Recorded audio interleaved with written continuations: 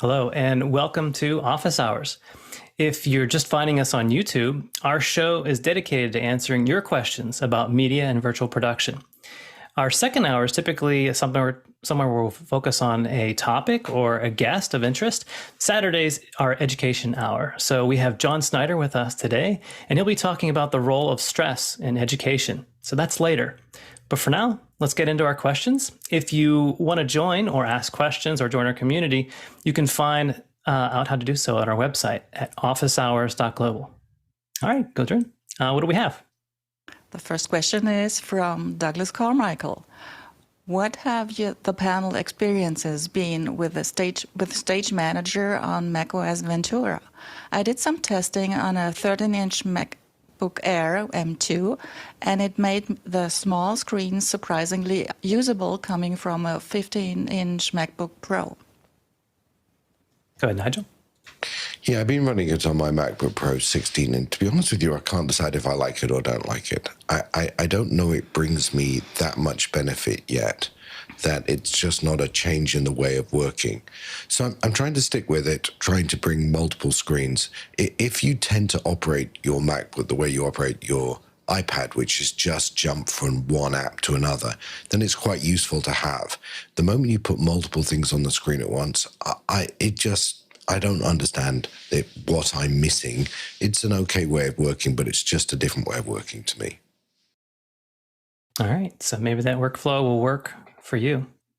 Let's go to our next question. Our next question comes in from Germany, from Christian Prioma-Muljan from Wolfsburg. He asks, which chroma key color does Alex suggest for a Wacom-based telestration setup?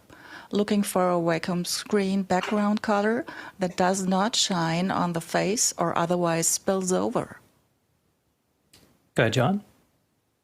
Alex typically recommends a Luma key rather than a chroma key, which would, the best color for not having color spillover would be a black screen in that case. Mitchell? And the actual drawing on the screen, he tends to use green.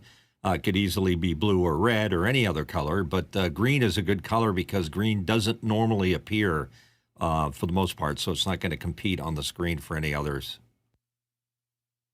All right, let's go to our next question. Our next question comes in from Guy Corcoran in Seattle. What is an alternative to New Tech Talk Show? John? So, I wasn't ready. Guy sent me a softball on this one.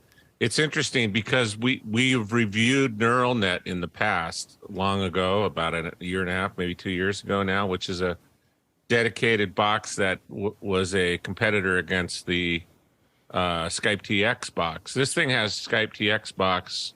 The one that Guy is talking about is called I'm looking up. It's called Quick Link.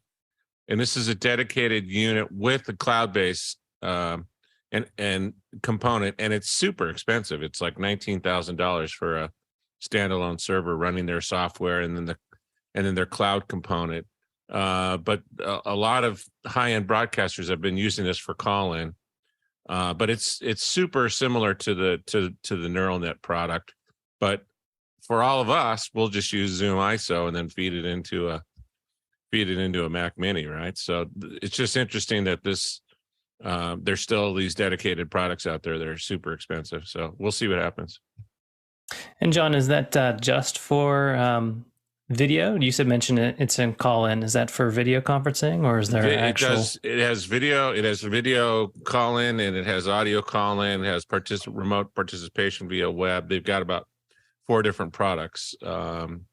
The Quick Link product. I don't have their URL here. I'll find it and put it in the chat room. Okay. Thanks for that, John. Let's go to our next question. The next question is from Douglas Carmichael. I read an article about Disney's Playout transmission facility in Texas, and they mentioned that it's mostly an SDI-based facility with pockets of the SMPTE 2110. Why could that be? And could you see traditional SDI routing become obsolete? Go ahead, Mitchell. We're kind of in a transition phase where just about everything, technical and media, is switching to an IP-based system. And the SMPTE 2110 standard is one of those systems. It's an IP-based. It specifies the timing and the character of each of the packets that go in there, and it's a standard. However, the reason there is a combination of both is that there are a lot of SDI devices out there for routing and distribution and for connection between devices. So until that transitionary phase where we go all IP, all in, there's going to be a lot of SDI devices out there. You're not going to see new HDMI or maybe not even new SDI devices coming out, maybe improvements on what's out there. You're going to see more people making the switch to IP-based to a system like the SMPTE 2110. All right. Thanks for that comprehensive answer. Let's go to our next question. Next question is from Nathan Keshian from Oregon City. He asks, medical research shows higher rates of back and neck pain, etc. in gamers.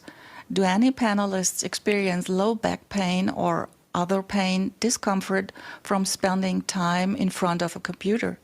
What things do you do to prevent or lessen it? All right. I think we've had a good showing of our panel that can weigh in on that. Let's start with Dave. Yeah, it's something I've dealt with quite a bit when I first started, but I adjusted my posture, support of my chair. I elevated myself so my feet are flat on the ground and I'm not sort of dangling or knees up. In terms of the back pain and the neck, I remember speaking to an editor in Toronto once, a good friend of mine, and he complained about this, and I asked him how close the monitors were. He was using a 2-monitor system, and he said, well, they're right beside each other in front of me. And I said, you ever try to separate them? And he moved one right to the left and a little more to the right, and that way he had to do this a lot more to be able to watch what he's doing. And he reported back that his neck and everything else was all loosened up again because he wasn't just rigidly using just his eyes. So for gamers, the concentration is always very firm and you're controlling a center image.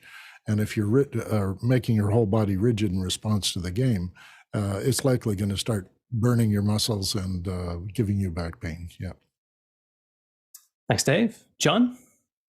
I think for me, the best tip is think in right angles. Make sure your feet are flat on the ground, your knees are right angles, your wrists are right angles, or I'm sorry, your elbows. I don't remember what body part that was, and your eye line is a right angle as well. Thank you. Mitchell?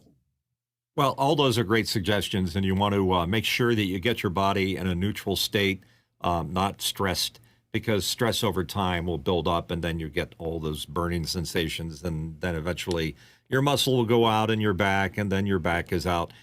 If, for example, you can't get your arm in a good position to rest on the table, they make devices. I have one that I've tried. I don't like it, but maybe it'll work for you. Basically, it clips on the table at this end, and then this part allows you to rest your arm at a comfortable height while you're doing your work. But the best thing you can do, particularly if you're working on a computer for long hours like I do, is to stand up and stretch and take frequent breaks. I would say like every half an hour, maybe 45 minutes, but get up and exercise and move around a little bit, and do the same for your eyes because you're staring at a screen at a set depth, and that will wear your eyes out. So if you have a window or something else in your window, let your eyes relax and stare out and let them have a little bit of exercise too. So don't clench up. And I do that a lot of times when I'm doing like a lot of After Effects work. I get excited and I get so tense with my hand on the mouse and I'm doing something and I'm excited about it. And I have to say, whoa, Mitch, relax. So once you do that, you're going to be in better shape in the long run. Nice. I have to say, Mitchell, that arm support device that you mentioned, I've used one of those for years, just removed one last week because it didn't work out with my new setup. But that's more along the ergonomic than the back that our questioner asked. But go ahead, John. Very simple. You keep these very nearby your desk and it solves all pain. But then what you can do, you can download your brain into a petabyte thumb drive, and then we'll upload you into a new genetically engineered body. All solved. Perfect. Go ahead, Nigel. So I was a big doubter of a good chair. I had a good chair, but I didn't have a great chair. And I was a big doubter as to whether it really made a big difference. And Herman Miller Miro has made a huge difference to me. I will tell you that there are, for a while during at least the start of COVID, there are a lot of businesses getting rid of a lot of furniture. So you could actually pick them up pretty cheaply secondhand somewhere. I suspect we're about to head back into the territory, so you don't have to spend the $1,400 to buy a new one. Look for secondhand ones. But it's the thing you do most when you do what most of us do, which is sit down. You might as well sit down in something that helps you. Sound advice. Mitchell, you have something else to add? Yeah, I was just going to plus one on Nigel with the chairs. I have an Aeron chair, and I love it to death because you can adjust all the settings. Some of the critical areas is the lumbar support for your L5, L4, which can really mess your lower back up if it's out of whack for any real length of time. And the other part, surprisingly enough, is to give your thighs a little bit of support and lift. And if you can adjust that part and have your feet squarely on the floor, as everybody has recommended, you're in a very good neutral position for your body. I have a couple of chiropractor friends, so they're always on me about what I'm doing. And I cheaped out on a chair once, and my friend took the chair and threw it into the trash. Nice. I can vouch for preventative maintenance as far as exercise. I do like a reverse bridge every morning when I wake up, and I feel the difference. Waking up with back pain, I could probably do better if I cleaned up on some of the other suggestions that our panelists do, but the preventative part helps as well.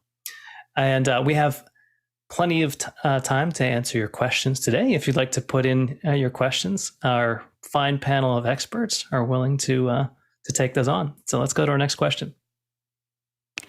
Our next question is from Mitchell Hill from Wilmington, Delaware. He asks, how would you rank the RME ADI 2 Pro FS Black Edition as the top quality USB interface to your computer and sound system? And there's a link. Mitchell, just something to add? This is a typical situation where I'm softballing a question to myself so I can brag about a piece of equipment that I have. But I'm also interested in input. I was trying to build a music server, which, by the way, has not been treating me very well. And it's a nano PC that's now dead in the water until I get a new one. But it only has USB out. You don't want to use the audio headphone jack for supplying the audio to your sound system. So I was trying to find what will be the very best USB type device to get that digital audio back out to analog or to AES digital. And I came upon the RME ADI2 Black Edition. It goes both ways, which is great. And it uses the standard USB too. And I've bought a number of different devices, all with varying results. But this RME, it's just sweet sounding. And I think even Mickey would agree with me that that's a excellent device to be considering for getting the best quality USB audio out of any computer, whether it's a Mac or a PC, as long as it's USB 2 compliant. And then there are lots of devices that will get USB audio out into the digital world.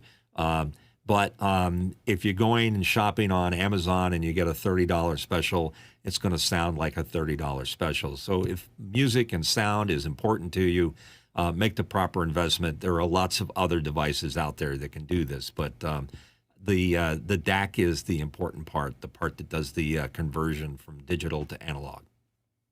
And Mitchell, I believe our asker wanted us to rank this device. So how would you rank it? How would I rank it? 1 to 10 or above all the devices out there? Well, again, it's sort of self-serving. I threw the question out there to myself. I'm going to rank it pretty darn high because I went shopping for the very best that I could find. And then I found out what the price was. And that I wasn't happy about that part of it. it's around $2,000. So that's a lot of money to spend to get the USB. There are other devices that do it cheaper, but the one I had behind me that's sitting in my music server rack does everything I want it to do. And it's a shame because I'm not using it to get audio into the computer. I'm only using the output. So there may be cheaper versions or even in the RME product line, less expensive devices that'll do basically the same thing. That's a good looking device. All right, let's go to our next question. Next question is from James Fosselin, Minneapolis, Minnesota. I'm interested how a person finds the right mic for their voice and budget. The Mic Locker net says it rents mics and provides resources. Do you have recommendations how to find the right mic? John. So I went to Guitar Center and they had 5 or 6 mics set up where you can test, and they have a quiet room in there.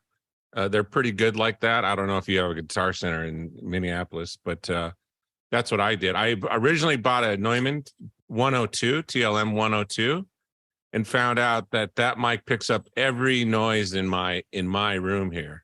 And so it wouldn't work out in my room. And so I went to a dynamic mic and it worked out better. So there's a lot of considerations to go through. If you can rent mics from the Mic Locker, that might be a good idea. Thanks, John. Dave? Yeah, I was going to endorse that actually, because I was going to recommend you go to your local sound shop and find a guy who will let you test the mics.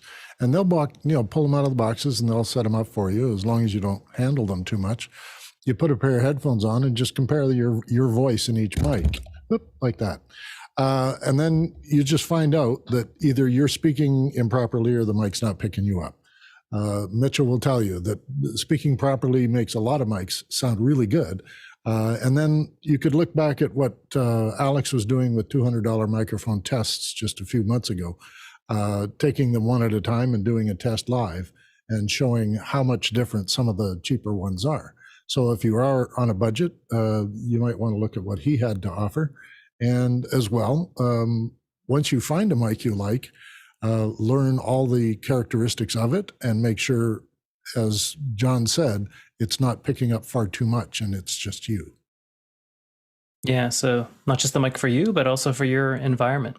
Mitchell? Yeah, this can be very subjective. And if you use your voice, whether you're a singer or a voiceover person like I am, you're used to hearing what your voice should sound like. In other words, it doesn't sound weird to hear your voice back. I know for most people, when they get recorded the first time, they sound strange to themselves, but it's all that bone conduction and everything that you get used to. So being used to how I sound, when I test out a microphone, I want to hear it. And I want to hear it on a pair of headphones that I'm used to using, like my Sony 7506s.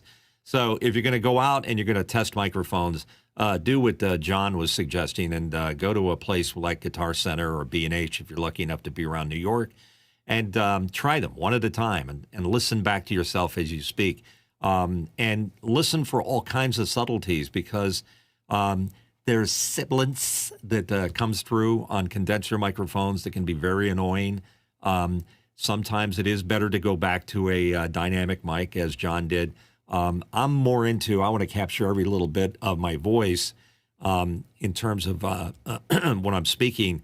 And because, again, I'm a professional voiceover person, it's very, very important to me. I can't buy a mic from reading specs on a website or a catalog. It's just not possible. You have to try them out. So way back when, sorry to be long-winded on this, so we'll have some fun with it. I decided when I got out of the radio business, I became a studio owner, that I wanted one microphone that was my microphone that sounded great on me, not necessarily on you, but it sounded great on me. And that microphone is right there. It's the Neumann U87. It's a condenser. It picks up everything. But I know that mic so well, I know how to play it. So, if I'm doing a car spot, I can get back here and yell at it, and it picks up everything. Or I can lean into it and use what they call mic technique.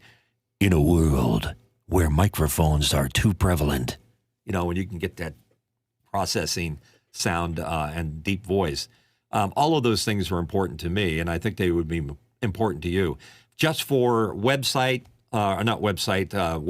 and things like what we're doing here, on office hours.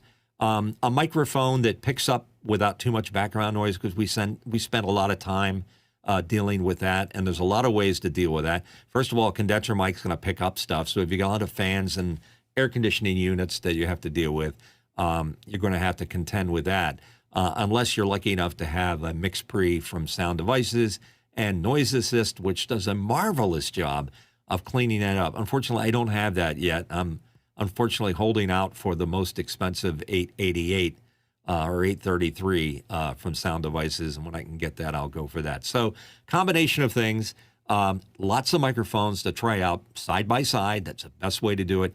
Make sure you bring the headphones that you're most familiar with, and take your voice. All right, some good suggestion, James, from our panelists. I hope you got some good tips there. Let's go to our next question. Next question is from Tim McCulloch in Wichita, Kansas. Any opinions as to how metaverse restructuring and possible bankruptcy of Twitter will affect our industry? Nigel. So I think it will affect the industry pretty big. And I think they're both two very different examples. I think they have one thing in common. That is, they're both built on business models that won't scale in the end. And that, those Silicon Valley companies that got these great valuations by adding users that didn't pay for anything was a great and exciting model, but isn't going to work. And I think we saw last week that Apple was worth more than Twitter plus Facebook plus 3 other names you can name, and they are, because it produces real revenue. And so Facebook and Twitter were both going to, at some point, come to a reckoning. There were, gravity was going to come to bear on that, because they were both using advertising. Advertising is a market that changes very quickly, and it changes very dynamically in this world. But they are two different cases. I think Facebook of the two probably has the better chance. It needs to narrow down its businesses to revenue opportunities. It needs to look for commercial ways to make money. I think it'll always be a free service to the clients, but I think it's got to build a better business service on the back, and it can't just be advertising. Twitter, I don't know. I mean, I'm a fan of Elon. I'm a fan of Twitter. I think there's a model that's going to come out. I think it's probably more a subscription-based model. I think it's probably more a search and infrastructure-based model. But my hope is that Elon has some view of what that really looks like in a business. But he is playing with live ammo in what he's doing. And everything he's doing for real. He's doing live. And lots of people are being critical. But let me tell you, it's really easy to be critical. It's really hard to have an answer. Good point. John?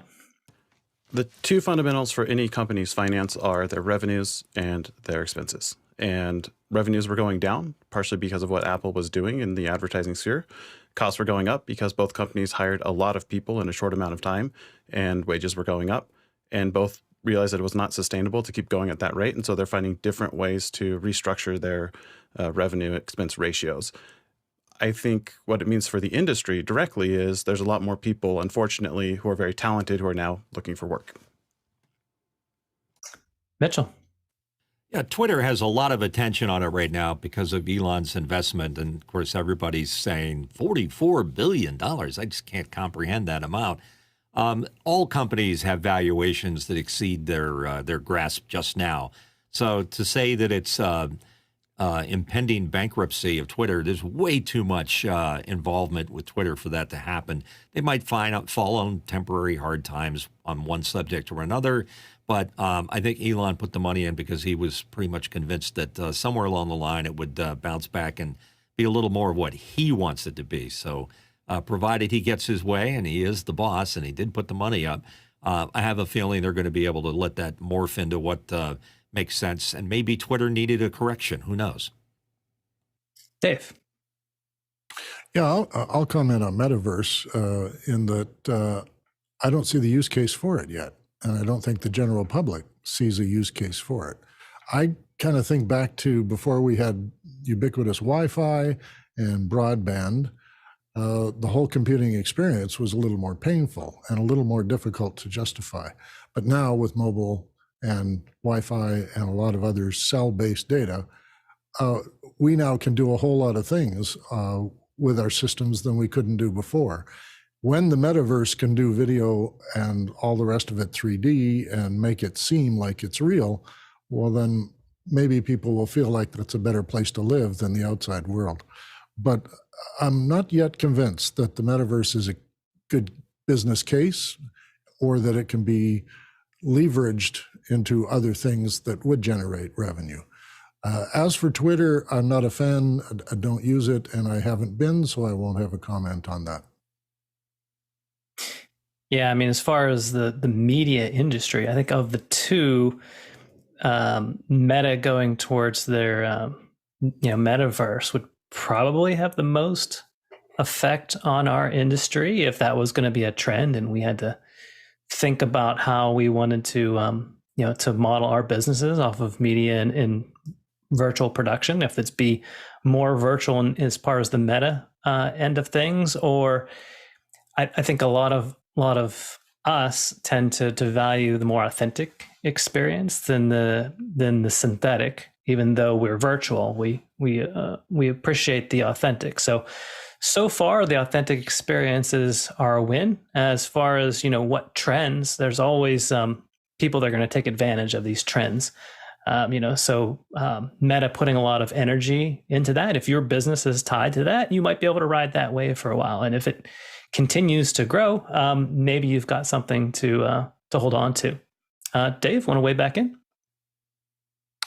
Yeah, it occurred to me that a lot of what Facebook had was people providing content to them and then someone leveraging it for advertising. And the same with Twitter. We're the content. And with some other things that are coming up, I can't see them making that case. But TikTok is a great example of what's sort of replacing Facebook, is that everyone has a chance to make new content and be a different person on the net. And until Metaverse shows that kind of thing is easy to make and easy to publish, I don't see how advertisers are going to be jumping on board for it. Yeah, I think again, our business models tend to be more on paid for services as opposed to for advertising. But we'll see how these things go. All right, let's go to our next question. Is from Nigel Dessau in Austin. I need to go back to networking school, from firewalls to VLANs. What resources should I start with? What you working on, Nigel? So I'm trying to set up some VLANs in my home studio, and I share it with my home house. And it occurs to me, and JJ tried to help me this morning, but what he ended up doing was reminding me how much I don't know about this subject. So I think I need either to hire a networking specialist, or I need some remedial training, 101 IP networking. So I wonder where you send people who say something like that. John. So I'm a networking guy as well for 20 years, and the Cisco hierarchy of training is the best, and they have a stratified level of different marks you can get. CCENT is the entry level stuff, and then CCNA. You don't want to go any higher than that. This is really sophisticated and thorough training. But any of the Cisco entry-level certified stuff is going to give you a good handle on and a good overview of networking. All right. Maybe we can grab one of these guys in after hours and see if we can get some of basics there. It would be nice to have some networking lab. I believe we'd mentioned that in the past. Let's go to our next question. Todd Weiser from Fort Walton Beach asks, Affinity just came out with a version 2.0 of its graphics suite. Is anyone using any of the Affinity products to support their efforts? Mitchell? I think we talked about this just the other day. They have a full suite of products. Unfortunately, I'm here for a downvote because I do not use it. It might be a great program, but I'm using the Adobe suite. I know a lot of people have questions about why they want a subscription service, but I've been with Adobe since PageMaker, Alda's PageMaker, and then other things like COSA, which is now After Effects. So I'm not inclined to try something new. I think the $300 or so that I spend on a yearly subscription is something that I'm kind of getting used to. And I bet you Affinity, if they aren't already doing it, is going to go in that same direction because most companies are subscription-based now. Well, they haven't done it yet. I was just looking at them, and you can get their entire suite, the V2 Universe license, for $99 right now. I guess it's on sale. And Mitchell, I imagine, do you ever use the mobile version of your apps, or do you pretty much use that on your desktops, your Adobe suite? No, I can only charge when I'm sitting down in my desk here, and I fire the system up and go. But I rile at the. I mean, I've got all the boxes for all the actual licenses that I bought all my Adobe products for, and they've stacked up over the years, right back to Photoshop 2.0 or 4, and it's a problem. But here's the other thing. I'm kind of older and I'm kind of getting set in my ways, so I've just sort of hitched my wagon to that particular company, and I support them. And the fact that it's all interoperable, and I'm sure that Affinity does the same thing. The idea nowadays is that when you buy one program, you're buying into their ecosystem. So I understand that. And you know what? As you say, $99, that's a no-brainer. Go ahead and buy it. Yeah, I can feel for you, Todd. A lot of people are looking for the Adobe alternates, getting rid of the subscription fee, cutting those subscription fees as well. So that might be a good option. Unfortunately, you caught us at a time where no one on the panel has some experience with that. So ask us again sometime, and maybe we can give you some of our reviews. Let's go to our next question. Douglas Carmichael. With two embarrassing PR incidents, Eli Lilly and Lockheed Martin, enabled by Elon Musk's revamped Twitter Blue plan, what does that bode for the future of Twitter as a pillar of the digital marketing social communication industry? John. For those of you who aren't aware, basically some pranksters purchased some Twitter accounts and got the blue check mark by paying for the blue check mark and pretended like they were these companies and said stupid things. I think it shows that you really need to consider the unintended consequences of your choices, and whether or not that was fully vetted out by Twitter, I don't know. I don't think it's going to cost those companies billions of dollars or really impact Twitter in the long run at all. I think most people would see those things and realize something was wrong. We've grown to realize that you can't trust what you see on the internet, but it's an important question of when I make a change, what are some of the unintended consequences that might happen? Nigel. I think long-term it means nothing. Short-term, there's a lot of noise. There's a lot of people getting excited. There are people making mistakes. I think no one really knows how bad Twitter is internally. I think Alex made a point the other day that the luckiest people around us at some point like this were the board that got out of having to manage that business and give it to Elon. And so no one knows how bad this stuff is in there and how serious the problems are. So we're seeing Elon try to do MVP things with a huge install base, and that's a really hard thing to do. But again, use the 10-10-10, 10 days, 10 months, 10 years.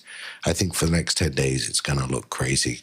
In 10 months, it will have been separated and will be settled down. In 10 years, we'll wonder what we were talking about today.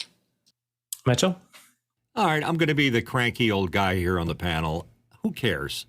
I mean, what's the big deal? I mean, blue boxes, check marks, special blessings, sparkles, and all this stuff. I don't follow Twitter so hard that all of those things affect me in my daily life, and I don't think it should affect yours either. And Nigel? So I'll tell you who cares. Who cares are the people that use Twitter. You don't, so you don't care. I get that. But there's a lot of people who do use Twitter, and there's a lot of people who use it as a communication tool. I can tell you, I get most of my news from Twitter. I don't get it from the main page. I get it by filtering. I get it by creating lists. It's a very useful tool to me. It's one of the things I look at every day. And so I am very keen to have it work properly. And I'm also therefore willing to pay the $8 a month or a subscription fee to make it happen. So, if you don't use it, you don't care. If you do, then there are lots of values to it. Yeah, and we kind of brings up the idea of, what kind of trust people have or what kind of influence people have on social networks in general. Mitchell, you have another thought? I appreciate Nigel's input there. I dabble in it. I don't not use it. I do have an account. But I just try not to let any software features drive me nuts on a day-to-day basis. So that's what I'm just saying. Everything will settle out. It'll all be good. Don't worry, folks. Thank you for your assurance, Mitchell. Let's go to our next question. Our next question is from Eric Billings from Washington, D.C. He's wondering, have Audio Wednesdays been paused? If so, was it because of scheduling conflicts or lack of interest? Thanks. Go ahead, Mitchell. I wasn't aware that it was paused. I enjoy the discussion. It's a day that sort of supports audio questions, and we kind of lean that way. It's not specifically and only audio-related things. I think it's morphed a little bit, and that's okay because, as Alex has said before, everything is sort of organic here on Office Hours. So if it moves that way, that we become more broad spectrum rather than talking about synths one day and AD adapters another, that's okay. So don't look at it from the standpoint that it's going. The reports of its death are greatly exaggerated. Thanks for your reassurance, Mitchell. Yeah, I think, Eric, you're probably referring to last week. We had our Zoom coverage as well. Not often, but sometimes we will preempt some of our regularly scheduled programming for special events. And since we had some live Zoom coverage, we did preempt the audio day last week for our Zoom coverage. So it was a one of a kind thing. Typically, we will stick to that. So don't worry, your audio day isn't going anywhere. In fact, I hear a little rumor that Dante is coming back next week. So stay tuned for that. Let's go to our next question. Todd Weiser from Fort Walton Beach wants to know, I have audio coming in from many sources, to include many from YouTube and other websites. I have noticed the levels can vary a lot. Some come in with a lot of clipping. Is this common, or may I have an issue on my side? Mitchell? Unfortunately, Todd, it's very common because people are making decisions on what they think is the appropriate levels that they should be at. Here on Office Hours, we spend a lot of time at the beginning of our shows before we broadcast setting a consistent volume. So you'll notice that the levels between us are very, very different, or not very different, I guess what I'm trying to say. We do it at minus 24 LUFS. On YouTube, it's a little bit of the Wild West. Louder is better. And it's kind of like what radio stations are doing now and record companies, is that they're constantly pushing that loudness level all the way up because they think louder is better. I'm one of the people that don't agree with that. So I'm Mr. Negative tonight. Everybody get off of the lawn. It's a problem, and it will probably continue to be a problem until somebody settles down and says, here are the standards. You can't go above minus 20 LUFS or so many dB to be heard. Distortion is annoying and fatiguing. It's not good. Yeah, I believe, Mitchell, in your previous industry, you were regulated as to what volume levels you could put out. Not the case on the internet, especially on different browsers, which includes even video conferencing services. And another thing to keep in mind is that you probably are unaware of the type of volume that you are outputting even to Zoom or other places. And that's the reason why we will use a set of meters in order to see, because one thing, in the virtual world, you can't really tell how you sound. In the real world, you can hear yourself. You can hear if you're speaking loudly or not, but you have no idea how you look or how you sound.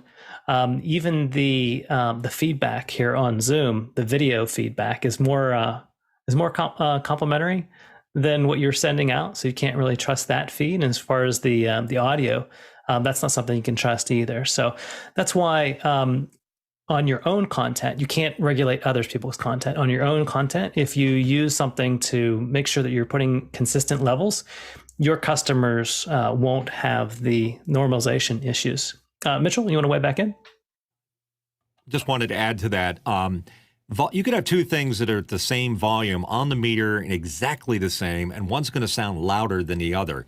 And that loudness is what you perceive as volume, but not necessarily is volume.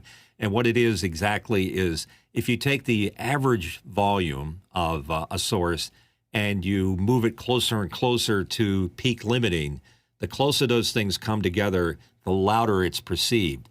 The more range you have between the maximum level from the peak limiter and the lowest volume you have from the compressor or for wherever you're running the level, affects that loudness. That's why like TV commercials sound loud, even though they're at the proper minus 20 lufs when they're coming over, because they're messing with compression and processing to make it sound louder and therefore more important and more annoying. All right, let's go to our next question. Todd Weiser from Fort Walton Beach. When planning a video shoot or animated graphics effort, what storyboard or previous methods or apps do you use? Dave. I come from the world of storyboarding, so for me, doing it by hand was how I learned it. And lately, in the last couple of projects I've worked on, I've used a thing called Shot Lister. Shot Lister is sort of a scheduler for production. It's a mobile app, so it can be used on your iPad and referred to as you produce things. It allows you to schedule things and people, but it also allows storyboarding so that you can set a scene up, list all the people who are going to be in that scene, and draw out the plot, as well as the camera angle and all the rest. So Shot Lister is iPad capable and iPhone capable, and you can try it out for yourself for free, I believe, and then you can sign up for all the additional features. I've only used it for a couple of years, but before that I used another tool which was more a case of drawing on, using almost like a notepad where I kept a lot of scenes and I drew them out and marked them up, but I just had them as graphics.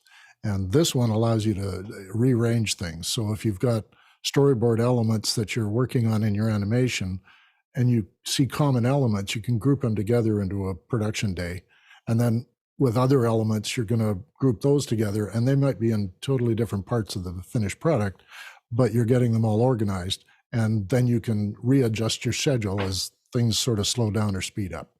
So I recommend Shot Lister. And as well, there was an easy release app that I use quite a bit. And that's part of my planning process. When you're going to have people in your video, you need to have release forms. And that easy release really had a lot of good templates to start with, easily modified for your use or your particular project. And they print out real nice, and people can also sign them on an iPad. So it moves everything right off the paper. And forgive me, Dave, if you didn't mention it already, what type of content are you storyboarding with that app?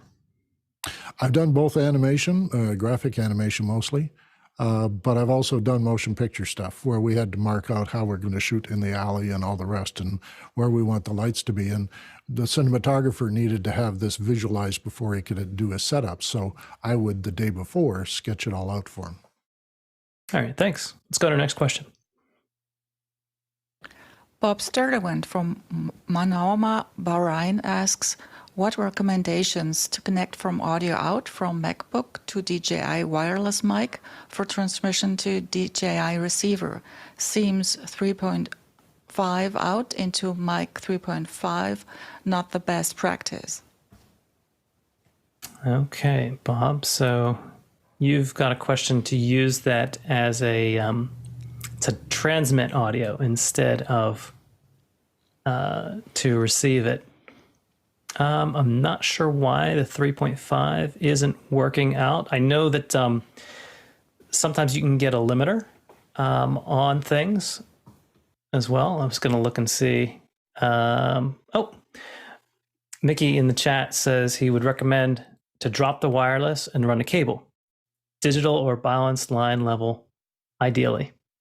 So can't argue with that if you can get away with the wireless. Hope that solves your question. Next question. Douglas Carmichael. Linux has been a platform powering many back-end services across multiple industries, but could you see more vendors in our industry adopting it on the front end and giving macOS competition? Nigel? Well, I guess the first thing is because macOS is a type of Linux. It's BSD, so that's the first thought. I think it's been the dream for as long as I've been in and out of Linux, which to the best of my memory is like 22, 25 years now, that people keep saying, well, there's this front end. We've had Debian, search for Mac OS Linux front ends and you'll find no end of alternatives. The truth is the difference between writing a complicated back end and a complicated front end is massive. And to make the user experience to a non-technical person easy, reliable, and convenient is really hard. And the truth is that nobody's really done it. I think the second thing you have to consider is that the model for PCs and laptops is not driven necessarily just by consumer use. It's also driven by a very complicated industrial complex that makes every PC that you buy at Best Buy have Windows on it because of the way the funding works, and Mac's always going to use their own software. So while I think you can find alternatives, you're not going to find them take over the mass market. Mitchell?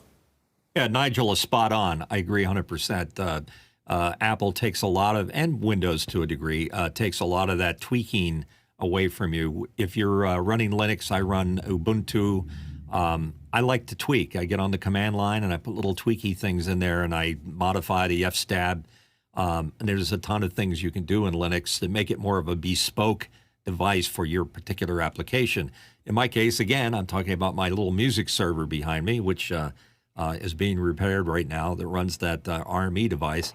It's running Ubuntu because I can set it up to do exactly what I want it to do and set it there, and I know it's going to be happy with it. And I'm not going to have some OS telling me, well, we don't really want you doing this or we don't want you doing that. So if you're a tweaker, I can see why Linux would make sense to you. Let's go to our next question. Douglas Carmichael again. Has anyone ever used Alfred, alfredapp.com, as a launchpad replacement on macOS? I've just started using it, and it is a very convenient way to launch apps and automate actions. John? I've used Launchbar for years. I tried Alfred many years ago, but I just can't get over the dorky icon, so I don't use it. You don't like the butler at your beck and call, John? Okay, well, sorry. Again, so Douglas, maybe you can ask again on someone who has some Alfred experience. Let's go to our next question. David Brady from New York City asks, what are some creative uses for Apple AirTags or HomeKit? Can the two be used in tandem to some creative automations? What is the beacon range of the tags? John, do you have some experience with that? Specifically for Apple AirTags, the most creative use I have, and I use it all the time, several times a week, is I have a remote case that fits an Apple AirTag in it, so I don't lose my remote in the couch anymore. And it is well worth the $25 or whatever the AirTag cost. Nice. I've heard of people using them for their luggage and etc. But yeah, I'll have to think about other ways of using them. Let's go to our next question. Douglas Carmichael wants to know, when reading about a state agency upgrading their IBM Z-Series mainframe, the documents mentioned RAM measured in terabytes. Being used to 16 to 32 gigabyte plus of RAM, would there be any application in our industry that could use terabytes of RAM? Nigel? So get as much RAM as you can, particularly that old-time RAM. Theoretically, the more you can hold in the RAM, the less paging you're doing to drives, the less thrashing you're doing, which is what slows our machines down. I think the important thing for an IBM mainframe is to consider that typically what you have are hundreds or thousands of users accessing that system at the same time. They have particular transaction protocol software like CICS or KICS that allow 10,000 users at the same time to be hitting the same database. And that's why they use so much memory, because they've really got that concurrency going on. There comes a point where you can have too much memory because you just don't use it and it's the most expensive. So what you should always implement is a memory hierarchy that really has you think through how to use the most expensive and the cheapest memory and move the things from top to bottom. Yeah, I mean, as far as industry, Douglas, I think it depends on just what tasks you're using with it. Interestingly, with the M1 Apple Silicon, Apple went back to their base model, just having 8 gigabytes of RAM. And I gotta say, they do a lot with just that little bit of RAM, but yeah, it's application specific. Let's go to our next question. Bob Sturdwin from Manoma, Bahrain, tagging on with the audio levels question. I have seen the audio meter on after hours. Would it be possible to have a breakout room so we could go to it to set level and then come back into main screen without being bothered to others? Go ahead, Mitchell. Yeah, it's not a bother. We live to adjust everybody's level and comment on it. If you go to after hours, Brandon keeps his little bot up there with the Waves meter. I think he calls it Meter Maid. Very clever name. And I do know that I'm seeing it more and more in breakout rooms. So it's pretty much showing up everywhere. The other thing is know how to use it. You don't have the minus 24 LUFS that we refer to is not a brick wall top level. It's a range. So if you're a little below that or a little above that, it's okay. As far as levels go on after hours, doesn't mean that your results may vary. But it's a neat little device. You've got to use it correctly in order to get a realistic level. For example, it takes about 4 seconds to 5 seconds for it to settle down. So don't just say testing 1, 2, 3 and you're done. You need to do things. So what we usually do is we put up our audio chain and we read through it. And then by the time we get to the end of the audio chain or your sound system, you've got a consistent level coming back at you. Go ahead, Dave. Well, I was just going to endorse what Mitchell says. I've recently upgraded and rearranged my system, and I got a lot of help on after hours with setting my levels, setting levels back. I couldn't hear crunching going on, but the processor out of my computer was doing it. And the sound chain that I had in my system is not very complicated, so it was easy fix. But I think it's nice to have people listening as you do your test and not just meter things, because the quality of the sound is not in the meter. The quality of the sound is in your voice and your delivery and then your sound chain.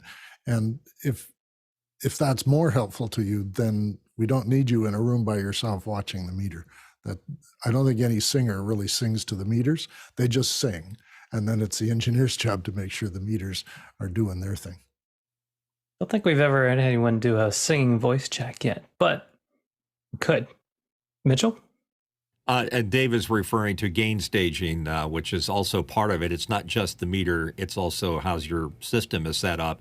And you could have the gain staging set incorrectly, and the volume may be right, but it can still be distorted because you may be pushing your preamp too hard or some other device. So ask for help. That's all you got to do. Come into after hours, and I'm sure there's an audio person there that will jump up and help you out, or come on the panel, and we'll do the same thing there too. All right, let's go to our next question. Douglas Carmichael has a question for Josh. Josh, you mentioned that online services like YouTube and others have no standards for audio quality. Would automated quality control checks, audio level, video flashes, etc., at time of upload be a beneficial addition to said platforms? Mitchell? Best way to check it is with your ears. If you know what sounds right, what doesn't sound distorted. Distortion, by the way, is something that you can learn to hear. Certain levels of distortion. I'm sure Mickey's golden ears would hear it way before most of us. So your results may vary. You need to learn all of the factors that go into making good quality sound. When in doubt, don't be too loud, because that tends to push everything beyond its capabilities. And there is no device or thing short of, what do they use, SR1 or something like that to check levels, digital levels. It's really up to your ears to make a decision. That's the best way to do it. Just don't push it too hard. Yeah, Mitch kind of nailed it there. I was talking mostly about levels, but your question, Douglas, is audio quality. And Zoom's noise reduction does a very good job because it can figure out most of the time what's the difference between noise and your voice or background music or other effects. But it's a very narrow filter that it has. So to be able to have a single metric that would tell you audio quality in general, I'm unaware of anything that can have that type of processing. Mitchell, you have another thought? Yeah, once something gets clipped or distorted, it's very hard to unclip or undistort it. There are some devices that'll do that. One that comes to mind is the one from Thimeo. It's called the Perfect Declipper. And believe it or not, we use that on a lot of the recordings we get now from the record companies of songs that have been pushed too hard. If you look at songs nowadays on a waveform, sorry to go off on this, but it's like a bar instead of peaks and valleys because they're trying to push the loudness. So having a way to declip it and get rid of some of that clipping of the waveform, this device does that. I don't know how it's magic as far as I'm concerned, but there are algorithms that'll do that for you. But it's not part of the YouTube process. All right. Well, thank you, our panelists, and thank you for our crew in the back that's helping us with our show. And thank you for our producers who've asked our questions. You provide the fuel for our show, so we appreciate that. But our show's not over. We're going to be moving into our second portion, which is our education hour. And John Snyder is going to be our host for that. John, what do you have for us today? Thanks, Josh. Today during Education Hour, our panel will be discussing the role and impact of stress in the classroom. Can and should teachers leverage stressors to improve learning? If so, how? And if you're interested in learning what physically happens during a stressful event, there's a 4-minute video linked in today's email that will be a great primer, and you can watch that during our brief break. We'll be back in a few.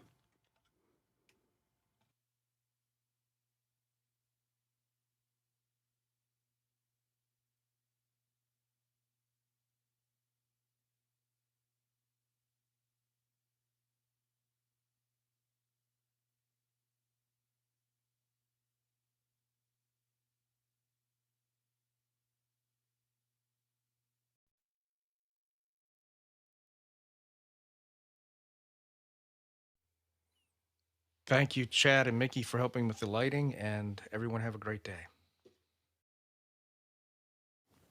Bye. I'm stepping out to do. Great job.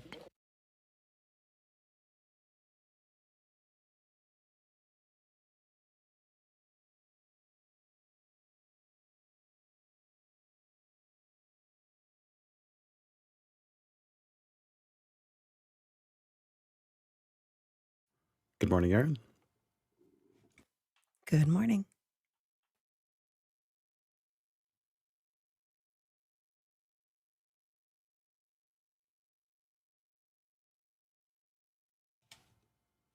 Chris Clark from Tempe, Arizona. Welcome. Thank you. Thank you.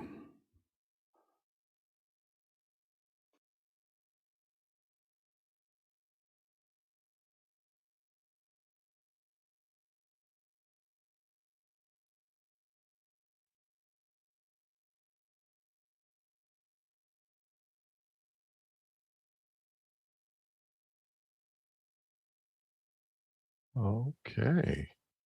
No camera.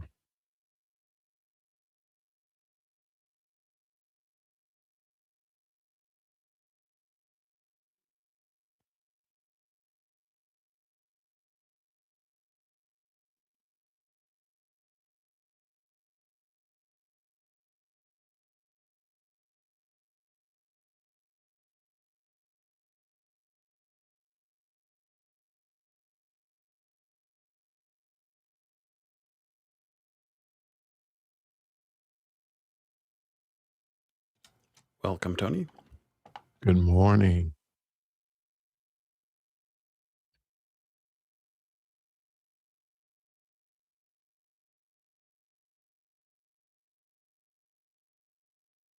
I like that slide that says, please join us for Education Hour after we've prepared things. I think Very that was pretty. Dave's invention. Very pretty. Simple, clear.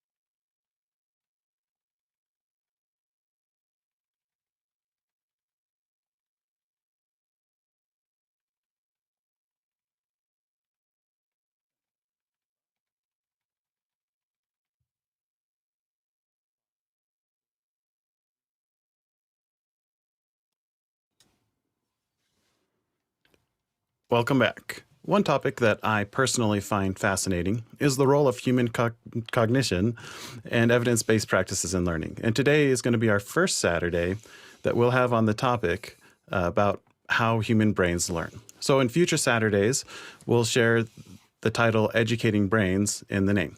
So specifically, today we're going to be talking about the role of stress in education and whether or not it's a good thing or how to leverage it.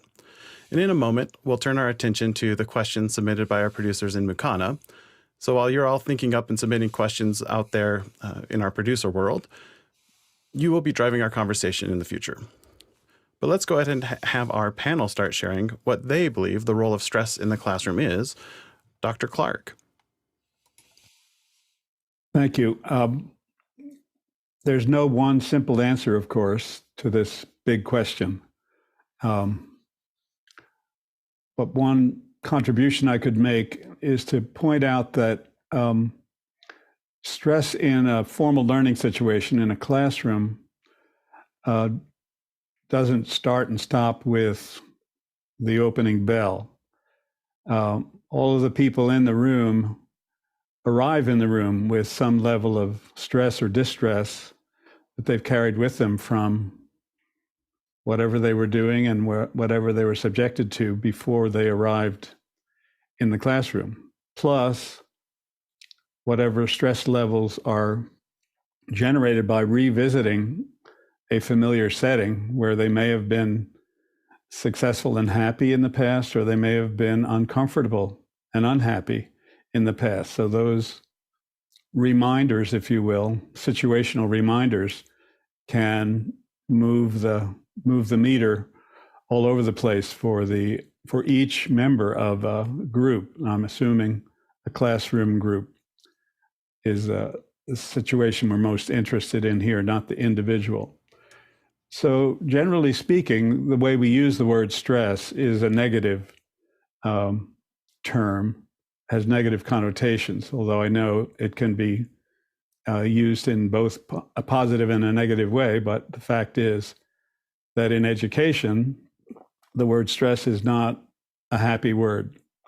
It's not on anybody's mission statement to increase the level or maintain some higher level than what otherwise would be the case. So I'd say that stress certainly,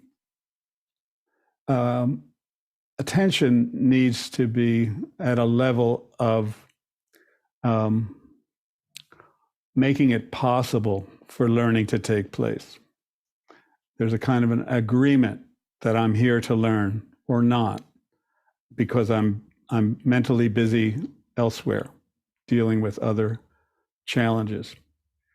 So it's one of those psychologist answers that says it depends. And it depends on many, many factors, only a few of which are under the control of the teacher or the instructor or the authority. And Chris, you use the terms stress and distress as separate terms. Can you elaborate a little bit on why you would use those separately and how we can maybe learn from that? Yes, I think distress, of course, has negative connotations built right into the word. And often in colloquial use in education, stress and distress are used as synonyms. Stress, in other words, or pressure is not thought to be a helpful condition of the individual learner or the environment. But if you think about stress as attention or focus, or there are other synonyms that could be used to interest, fascination, all involve a raise in the level of our energy and a focus of our energy on something that is fascinating or is interesting or deserves our attention. The tricky part, of course, is that learning is an invisible and voluntary process on the part of the learner. Teachers can't force you to learn any particular thing. We try to be persuasive rather than dictatorial about it. And usually the honey works a little better than the threat of humiliation, embarrassment, or a bad grade. But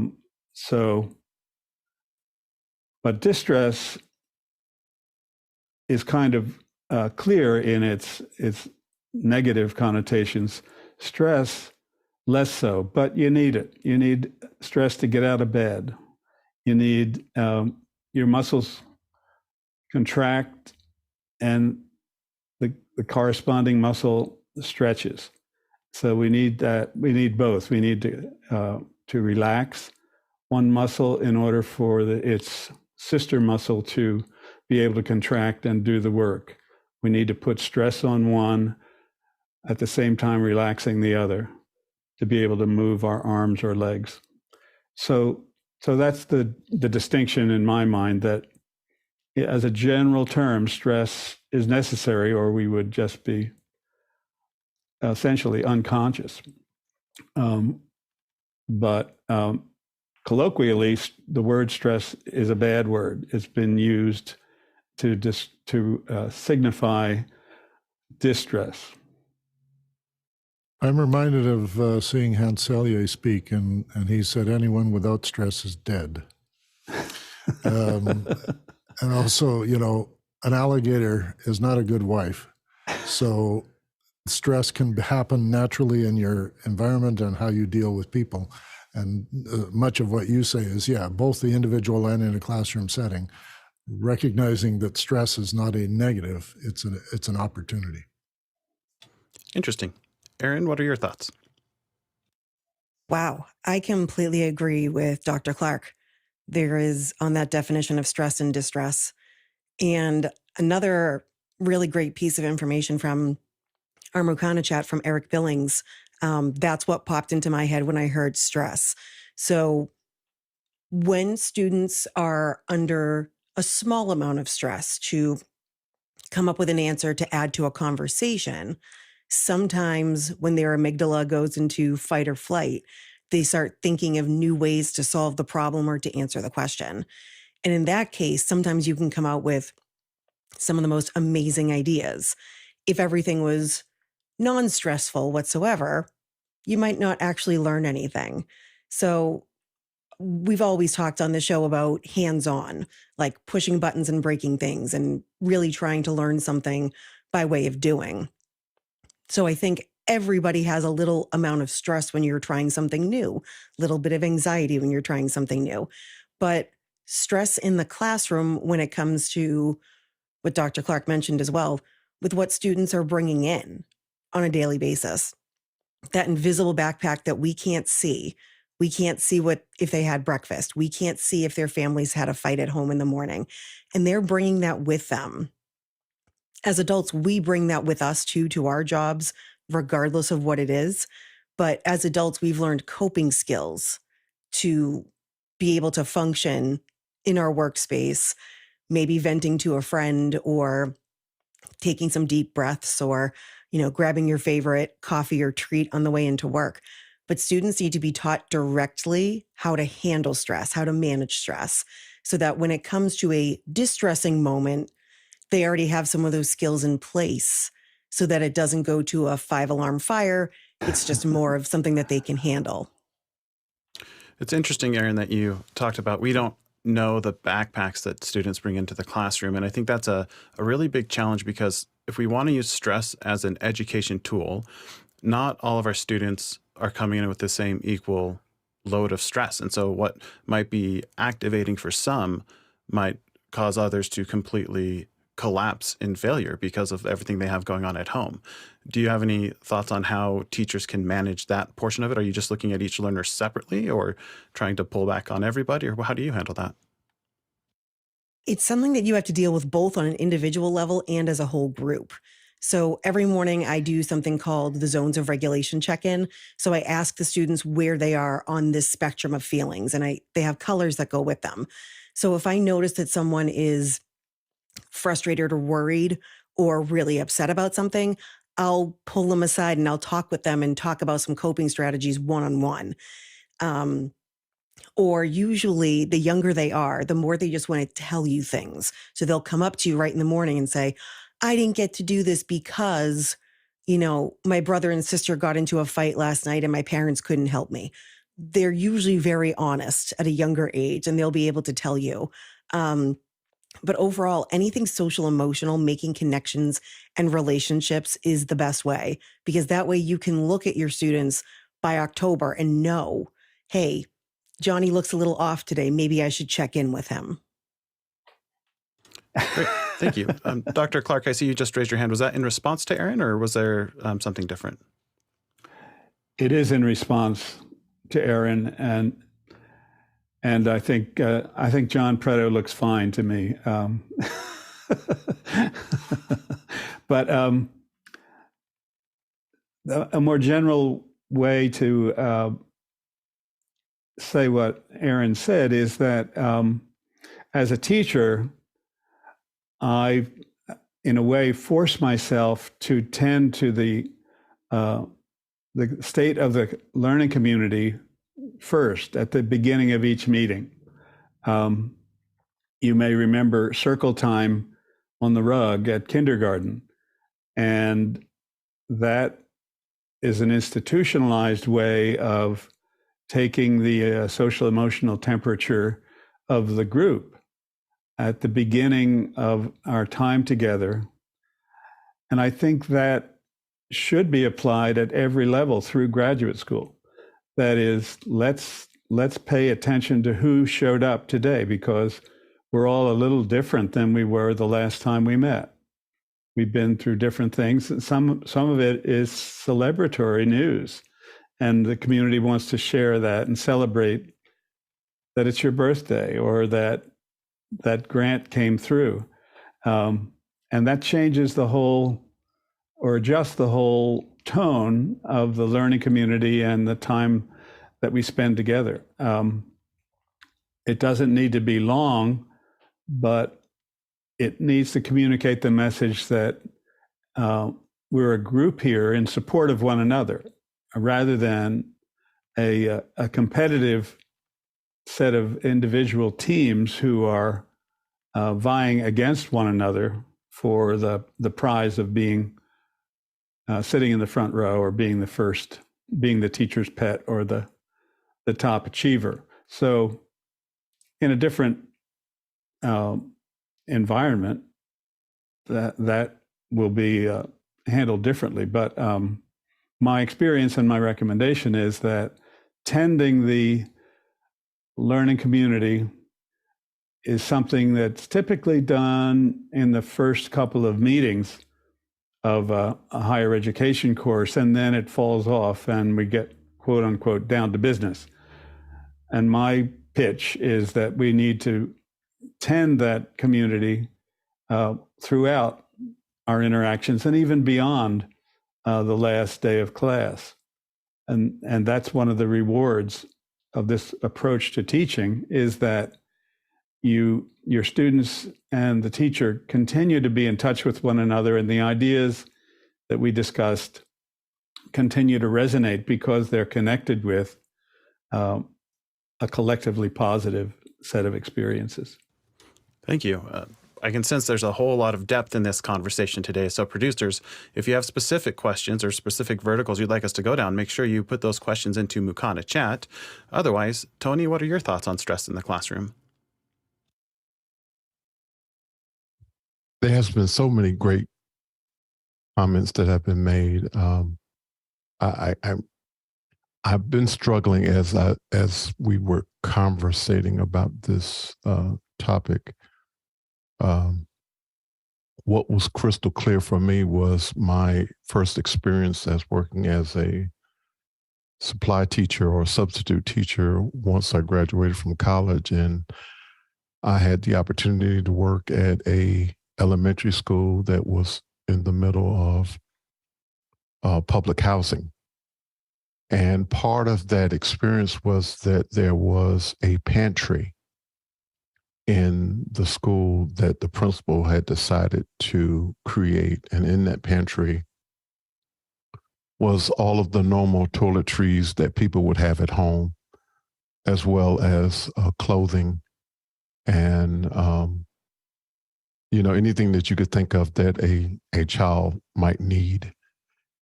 And the reason for that was that the principal understood that because of this environment, that this was needed in order for the students to have a successful day in school.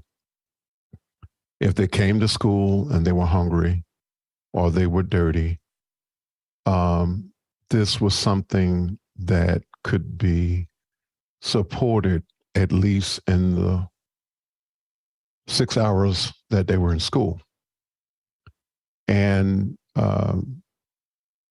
they may have had to return to their stressful environments once they left the school building. But while they were there, they were in kind of a sanctuary, and they could go and have other experiences while they were in school. They could learn things. Because they were not focused on the environment in which they came from. And so this was in the late 80s. And I worked at that school for 2 years prior to doing some other things. But I unfortunately, I think that we are still not removed from that situation in some environments throughout this country, that there is still a need for the pantry.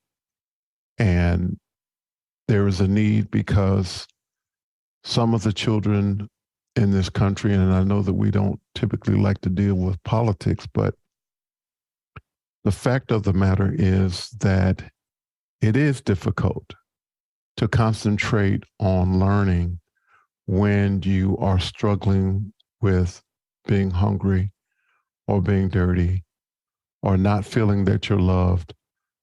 It is something that I don't think that we can continue to ignore. I was watching something on TikTok last night, and it was sharing that the cost of educating someone at Stanford was around $50,000. And it also said the cost of keeping a prisoner in prison was around $50,000. And so the question becomes, what is the best way to spend the $50,000? And as I said, I know that we don't talk about politics, but unfortunately, when you're talking about education, the environment matters. The experience that people have matters. The things that they are dealing with on a day-to-day basis, their self-worth, all of those things matter. And those things are, in fact, affected by the way in which people who are decision makers view the rest of their communities. Thanks, Tony. So I'll stop. I don't think that's a talking. necessarily political conversation. It's human bodies, when under stress, and lack of appropriate food is a stressor, can be impacted in their ability to learn. And I think in the chat, we have Bob Sturdivant and Eric Billings talking about how in grad school, we use stress by putting people into stressful situations purposefully to simulate the real world, whether it's in medical training or otherwise.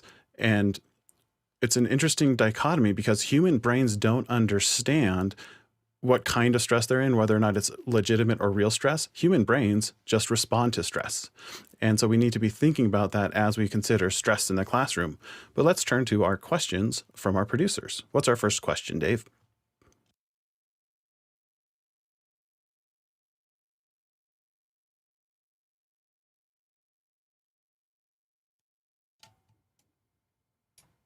Cannot hear you, Dave, if you are talking. Just having a little trouble getting all the No buttons worries. in the right order here. And I'll get to this question here. The first question actually was for me. Are we talking about acknowledging that stress is just a part of learning overall, or are we talking mostly about providing accommodations for stress in formal learning? I think in asking that question, I was trying to separate stress and distress the way that Dr. Clark has. We all acknowledge stress as part of life and learning, and we're putting ourselves out there when we go to learn something. Whether I'm sent there by my mother or whether I choose to go explore or investigate something, it puts a stress on a person. And acknowledging that is one thing, but the job of a teacher also includes creating accommodations for that stress. And many of the ways you guys have been talking about, checking in with people before starting, making sure everyone's focused. If their lives are in turmoil, can we give them a safe place? Is that really what the focus for making the brain work better, to accommodate those stresses, acknowledging that you can't just erase them? What do you think, Aaron? So, Dave, I totally agree that looking at this question, there's definitely two different parts to it, in the sense that when I'm asking questions of my students and, the same 7 kids are raising their hands and the others are looking nervously at me, hoping, oh, if I don't make eye contact with her, she won't call on me because I don't know the answer. That in and of itself is very stressful for kids that really don't know the answer. But that's also a part of what Chris also mentioned about creating a classroom community, in that it's okay to make mistakes. It's okay to have a little failure. It's okay. To not know. Yeah. It's okay to not know. There's so many times that students will ask me a question and I'll say, I don't know. And they'll look at me and they'll say, but you're the Graham, teacher. you're the teacher. You're supposed to know everything. And I said, oh, absolutely not. But I can help you find that answer. That's what I'm supposed to do, is to show you. I should not be the sage on the stage. I should be the guide from the side. So teaching students to understand that it's okay to make mistakes is the biggest part of the educational process. So asking kids on the spot to answer a question in class can be very stressful. On the other hand, whether they're dealing with stress at school or stress at home, I think it's vital that teachers really take that social emotional learning and they show them techniques and ways to calm down, yoga, breathing, things that, finding something to hold in their hands. Something that I've read about and it's actually worked on many people is if someone is very stressed and very panicked, you can give them one of two things. You can give them ice cubes to hold in their hands. Has to be unexpected though. They can't just know that it's coming. But if they're holding ice cubes in their hand, their brain kind of sends a signal that let's focus on this and not our stress. The other thing that might work with students better are those sour gummies. Just sour gummies. I usually love the watermelon ones, but they love Sour Patch Kids. Having them eat a couple, if they're really, really stressed or anxious, it kind of stops them in their tracks the same way an ice cube in your hand feels. So as long as we teach them the different strategies, I think regardless of the situation they're in, whether in the classroom or out, they'll be able to handle it better. And Do you know why presumably those things they'll work, develop Aaron? their own. Sorry about that. Aaron, do you know why those things work?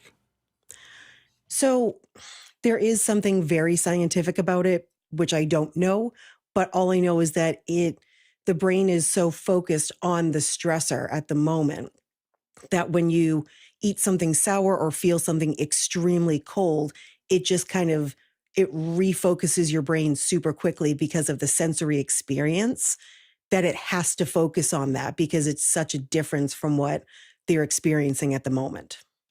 Interesting. Dr. Clark?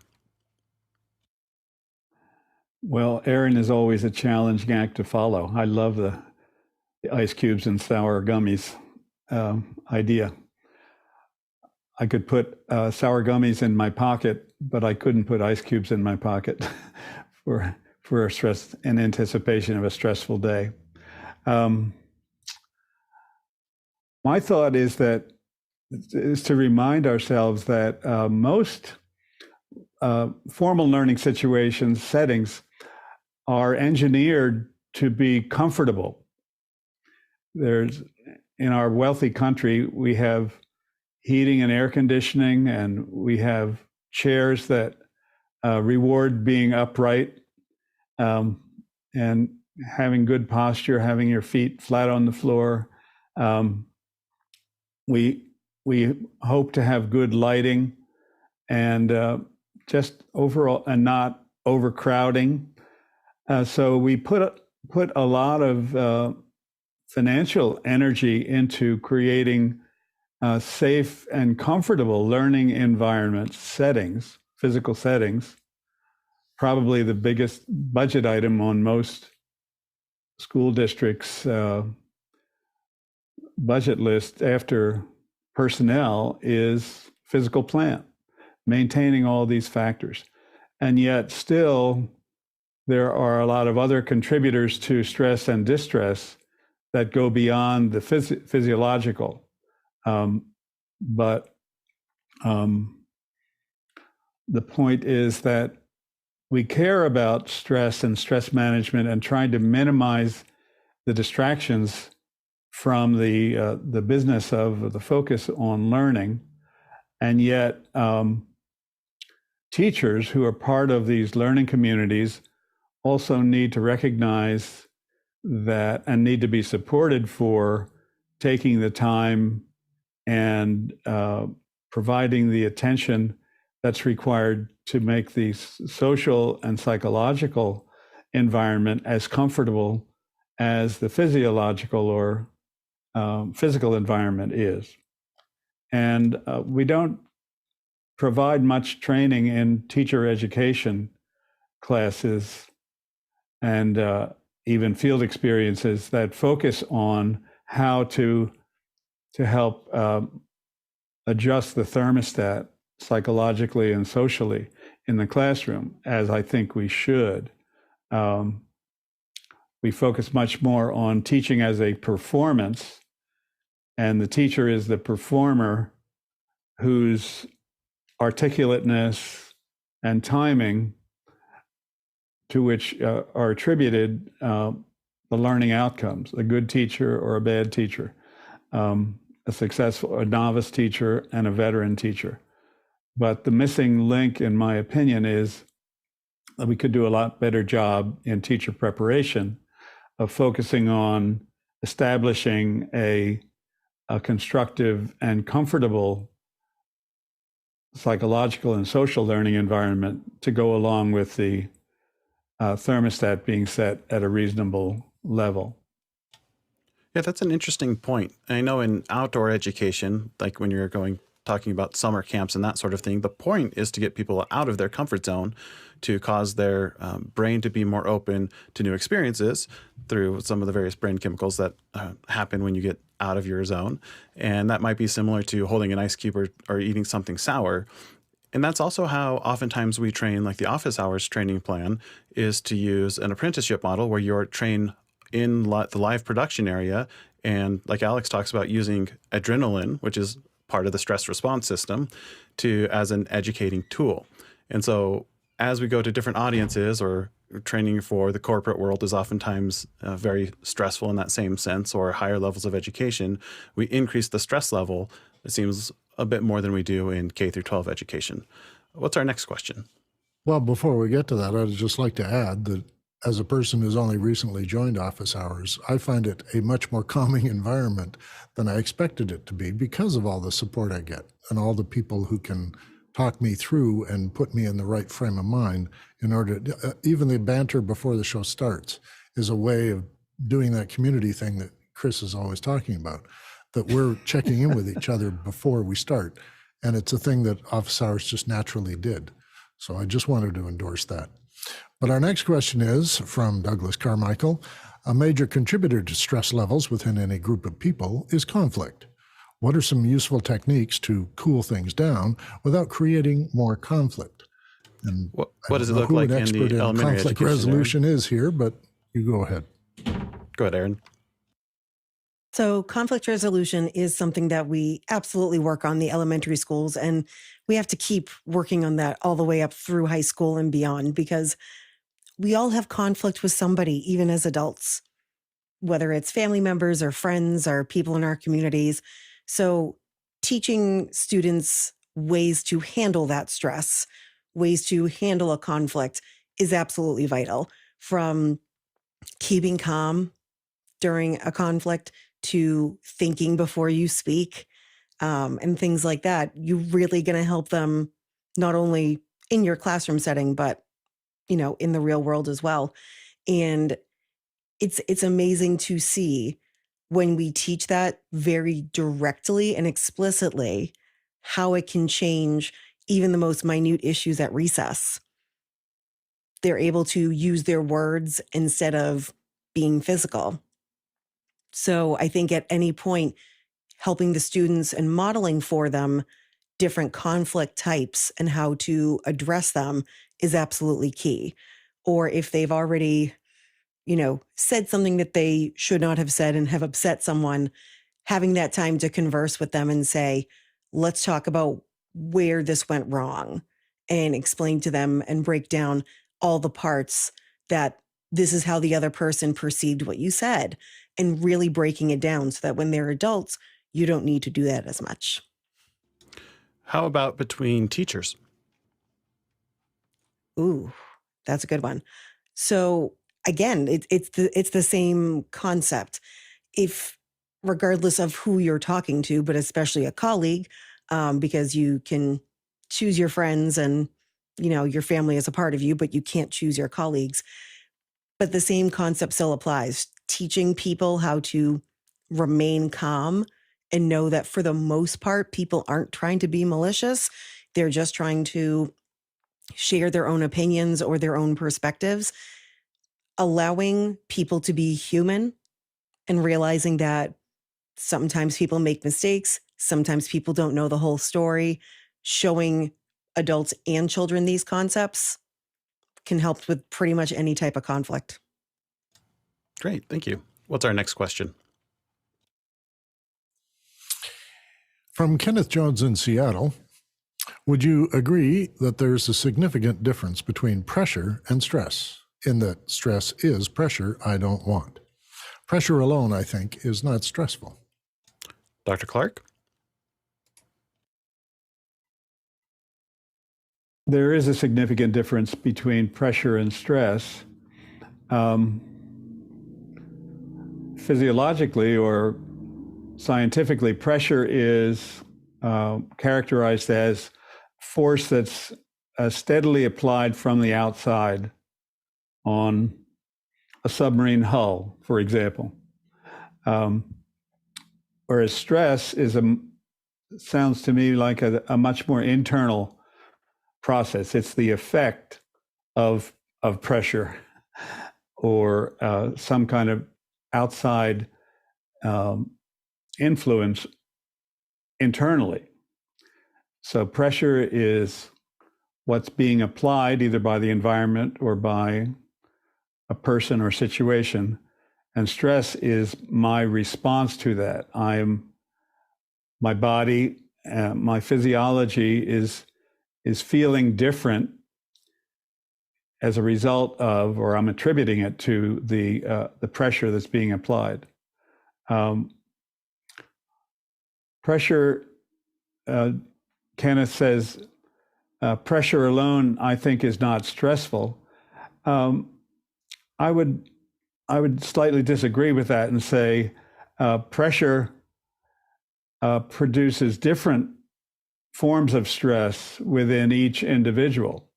Depends on their past history and experience with this kind of pressure. It depends, as we said earlier, on the stress levels that they brought to the situation even before this new pressure was applied. So I think pressure can often be stressful.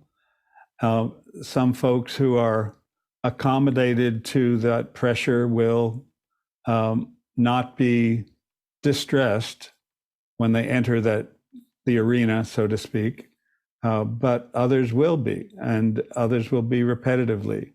So I think the helpful distinction is that pressure is something applied from outside the individual or the group, and stress is the variety of responses to that pressure.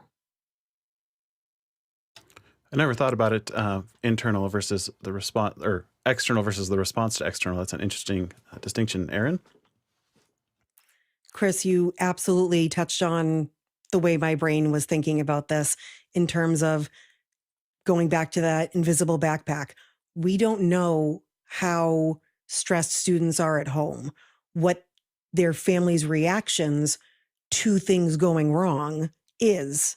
So for some students, seeing something that's minimally stressful to some people is a complete devastating moment for some, which is why some of these big emotions arise in kids and adults, because students might have seen that when a parent or a family member that takes care of them gets really stressed, something bad happens.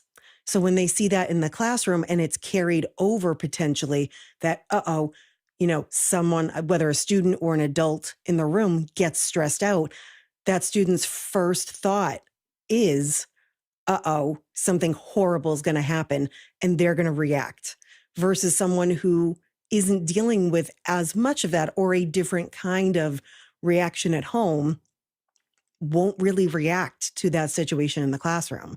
So this is where the home and the school go hand in hand, knowing that some things aren't going right at home.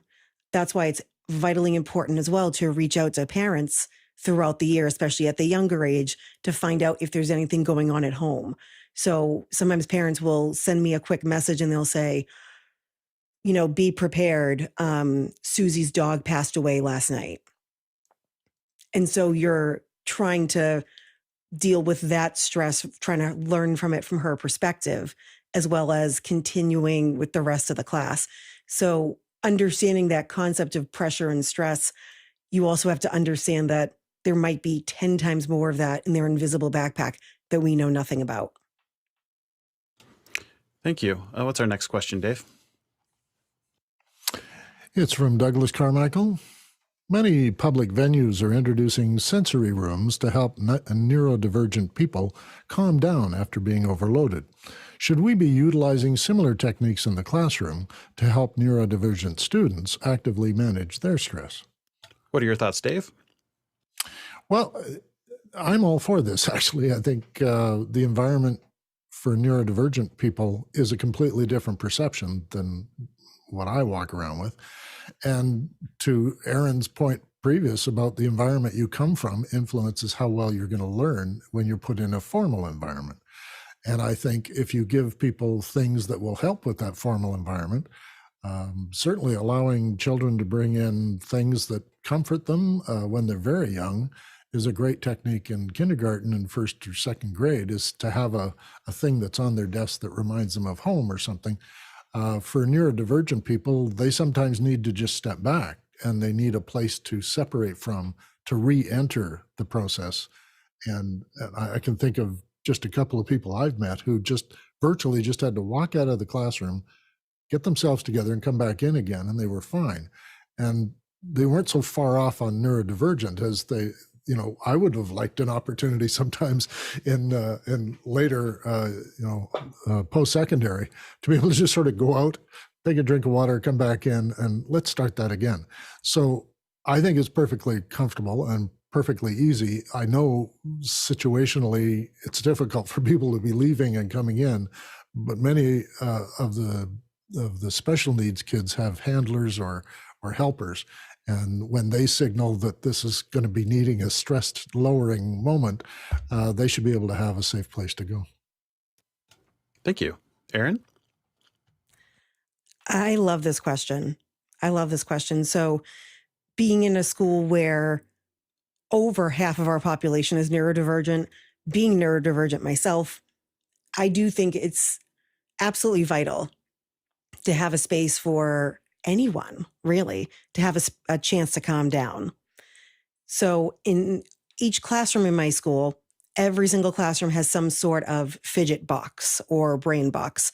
And they have everything from like a squishy toy to like a fidget spinner or something that clicks or something that, just feels good in their hands, like a putty or a clay. So we've shown students how to use these items in an appropriate manner so that it's not a distraction, but it's actually a help. But then even very basic things, like if students are using pens, allowing them to do the whole clicky thing, as long as it's not bothering someone else, giving them bands, like rubbery bands around the ends of their desk or their chairs so that they can bounce their feet and move while they're in the classroom. I have this incredibly cool chair that the occupational therapist was oddly enough getting rid of. So I snatched it up because it's a plastic chair, but instead of there being a normal chair, it's a yoga ball on wheels. So it's fantastic. So giving the students a chance, or the adults, because quite frankly, I use the yoga ball pretty frequently myself, is absolutely vital. But we also have a sensory corner on each floor of our school where there are things like magnetiles and building blocks and things that roll, things that can help students when they need some time. But also something as basic as sending them for a walk.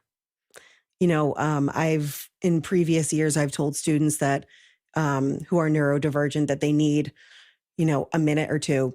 They'll do this signal to me, and I'll say, and I'll nod. So if I'm in the middle of talking, and they just take a quick lap through the school, they come right back in, they sit down, they've been able to calm down. So I think it is absolutely key. On a little note, personally, there was a time a couple of years ago that I was incredibly stressed out due to a couple situations in the classroom. And my vice principal happened to be walking by, and they kind of stepped in, they looked around and they're like, do you need a minute? And I was like, yes, please. So I took one of the teacher chairs to the calm down space and I put myself in it and gently closed the door. With kids, we don't shut the door, but for adults, I was able to just take 2 or 3 minutes to breathe, do my own coping strategies, and come back to the classroom ready to continue on. Thank you. Chris? Great story, Erin. The metaphor I think about in response to Douglas Carmichael's question is the batter in the World Series. That's a high pressure situation. It's the top of the ninth, and this could mean a walk-off victory or a walk-off defeat. And the interesting thing about Major League Baseball's rules is if the batter steps back out of the batter's box, there's a timeout, and the pitcher can't pitch, and the batter has a chance to collect himself and step back in and signal to the umpire that now we're ready. Time goes back on. And I think we can extend that metaphor to our students.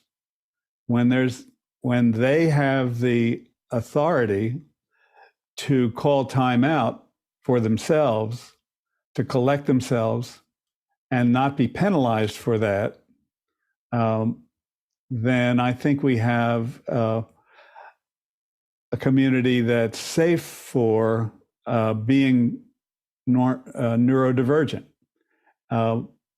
Eventually, what we have to do is delegate the authority over monitoring their own state of readiness to learn and participate to the learner, and not assume that it's got to be vested in the all-seeing, all-knowing teacher, because we don't see it all and we don't know it all.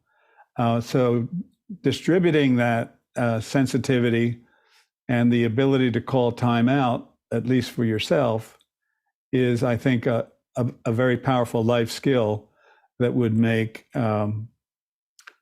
learning communities more successful with diverse populations.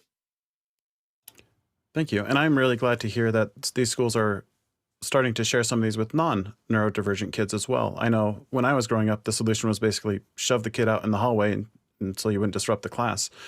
And now it's become, my children are both on IEPs. They're in a classroom specific for their sensory needs, which is dimmer lights and closed windows, that sort of thing, as well as they have in their IEP, they can have a chew toy that they carry around with them or fidget in the classroom. So it's giving them the tool they need that will also not disrupt the rest of the class. And it's amazing how far the education community has come in the last 20 years. What's our next question? John, before you move on, could you please define neurodivergent for those people who might be listening? Yeah, it's anyone who has neurodivergent is anyone who has a non-normative brain pattern, I would say. It's most commonly used to refer to people on the autism spectrum, but it's not exclusive to that. And our next question, please. And Douglas Carmichael asks, Tony, you mentioned it's difficult for students to concentrate on learning when they don't feel loved. How can educators do that within the boundaries of today's child protection laws and current public sentiment? Thoughts, Tony? So the way in which you combat that is you provide a pantry. It's not hard. I'm going to say something that probably may sound a little unrealistic. I look at people who are educators, particularly K through 12, as people who are in ministry. And the reason I say it that way is because I see it as a calling. I see it as a profession that is beyond doing a job. It is a calling. So the way in which children can or students can experience love is by being in an environment where a person is going beyond the call of duty for that the job requires. There are specific things that educators are required to do in terms of educating or instructing their students or creating an environment that learning can take place. When you do those things that supports the whole human being as opposed to just doing the job of educating, that is an opportunity to show love. Thank you, Tony, for sharing that. Erin? So just to hop back for one quick second about the term neurodivergent. Yes, it absolutely goes with the concept of autism, but it also includes people with ADHD, Tourette syndrome, dyslexia, dysgraphia, and other ways that your brain doesn't work typically, I'll say. Thanks for the correction. Absolutely. But just an add-on, not correction, just add-on. But Tony, Tony, this is something absolutely huge that educators have the passion, have that calling for helping students. That's why we do what we do. And when we make connections, when we understand who our students are, we're able to reach them both verbally and allowing them to be emotional, to allow them to be vulnerable with the adults in their school that they trust. For example, every morning I stand out in front of all 3 third grade classes, and we have students from all grade levels, 3rd, 4th, and 5th, coming up the stairs and walking past our classrooms. And the amount of hugs I've gotten from students, whether they were in my class, my homeroom class, or they came to me for science, I get bombarded with hugs every single morning. Or, hey, Miss Graham, how's it going with this? When's your next Disney trip? They have that connection. So I will never go up to a student and just hug them for no reason out of nowhere. but I will always accept hugs from students or give them that emotional support they need, even if it's just a simple hand on the shoulder or on the arm and just saying, you're doing a great job. I think that can be showing them how much they are loved and how much they are appreciated. And when they know that they're loved and that they're taken care of, they will rise to the occasion both academically and socially. Thank you. Appropriate human touch is so important in everybody's life. It triggers all sorts of positive things like dopamine. Dave, what are your thoughts? My thoughts went to probably a distinction between love and caring. In a school, you can express caring for a person, and if they ask for a hug, you can reply and give them one. I don't think teachers run around trying to hug all the kids, like Aaron was saying. You can't sort of push it on them. They have to want to have a hug or get a response from you that's a caring response. And I think when I was working with a principal for a short time, I noticed every morning he just stood outside and greeted every kid as they came through the playground, and every kid gave him a hug, because it was not just, I love you hug. It was kind of an appreciation. I appreciate you being there for me. And then they went to class a little more comfortable. He's also a fellow who had a pantry, so I wanted to just support Tony's idea that this was also a principal who understood that unless the right conditions are there, all you're doing is eating up time. And you've really got to create a collective environment for all the kids, not just the ones who need special care. So that was my thought, is that the laws that govern, how you can express love is really about power. You can't use your power over someone else to get love back or push your love on someone else.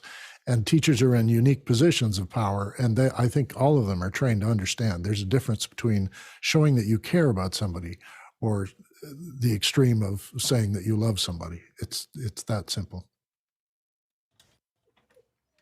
Thank you, Dave. What's our next question? On that question, John Snyder asks, the human body has a stress response system that responds to stress by coming down after the fact. In chronic stress, we never fully recover. How can teachers help students manage chronic stress? And to give a little bit of clarity on this, what I'm thinking is when we have a sympathetic and parasympathetic nervous system, and they work together to trigger your brain to be active when stress happens so you can respond to stress and make sure your body can recover after the fact. So it primes you to, for example, run away from a tiger, and then also have your muscles recover when you come down. But in a chronically stressed world, we don't ever come down. So how can we, as teachers and educators, use that or make sure that our students are healthy and we're not just causing more stress that's harmful? Erin?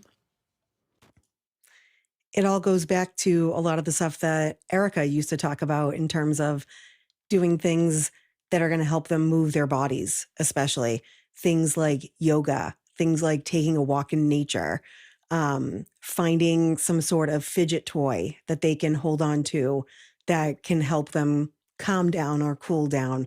Or if there's a certain stim that they do with their hands or their feet that they're able to kind of come back down to the green zone. That's what we say the happy and calm zone is. But I think we need to set that up for students. We have to give them examples. We can't just say calm down and have them know what to do. In that case, it's like trying to baptize a cat. You don't know, like they don't know. They're all over the place. But when you teach them those very specific skills, would you rather do A or would you rather do B? Like, would you rather have a sour gummy? Would you rather go sit in color for 4 minutes? Something that gives them a choice still, but allows them to choose something that's going to actually help them calm down.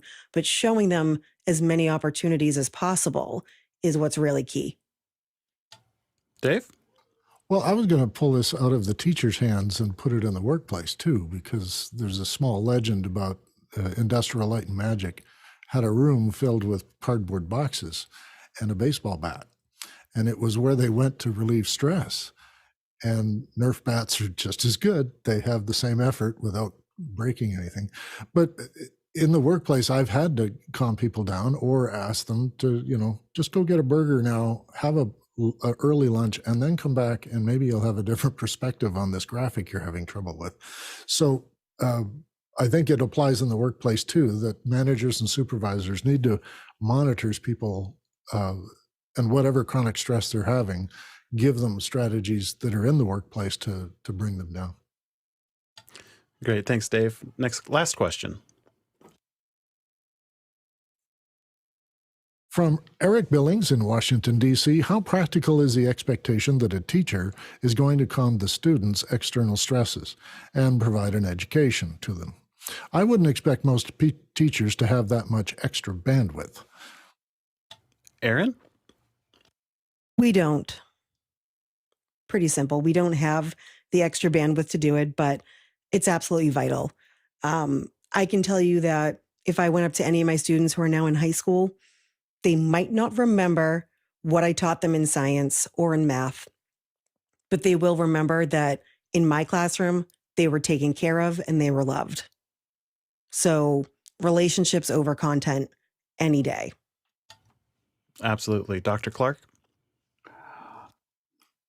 I would like to say that if Eric Billings is asking a great question, but it seems to be premised on the idea that to be able to do it all, teachers would have to be trained psychologists as well as trained lecturers with subject matter expertise. And classroom management is a term of art that's used to describe how you organize and manage the flow of the day and the interactions among your students as well.